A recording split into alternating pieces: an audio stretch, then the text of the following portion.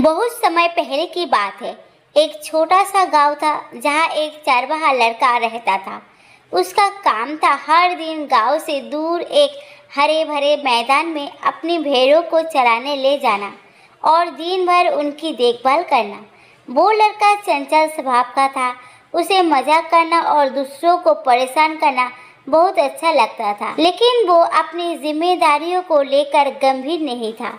एक दिन उसे अकेले मैदान में बैठे बैठे बोरियत महसूस हुई। वो सोचने लगा कि कोई मजा किया जाए। तभी उसके दिमाग में एक शरारती विचार आया। वो जोर जोर से चिल्लाने लगा, भेड़िया आया, भेड़िया आया, मेरी मदद करो। गांव वाले खेतों और अपने घरों से दौड़ते हुए वहां पहुंचे। उनके हाथों में लाठियां थी, चेहरे पर चिंता की लकीरें थी। लेकिन जब वे वहां पहुंचे तो देखा कि ना कोई भेड़िया है और ना कोई खतरा। वो लड़का जोर जोर से हंसने लगा और बोला, मैं तो मजाक कर रहा था। गांव वाले बहुत नाराज हुए। उन्होंने उसे डांटा और चेतावनी दी कि वो दोबारा ऐसा मजाक ना करे। वे वापस लौट गए। कुछ दिन बाद उस लड़के ने फिर वही हरकत दोहराई।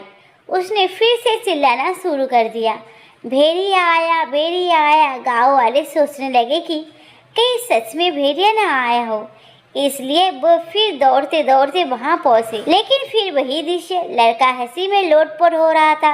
इस बार गांव वाले और ज्यादा गुस्से में थे। उन्होंने कहा, अगर तू फिर झूठ बोलेगा तो कोई तुझे बचाने नहीं आएगा। समय बीतता गया। एक दिन सचमुच जंगल से एक खतरनाक भेड़िया आ गया। वो भेड़ों के झुंड की ओर बढ़ने लगा।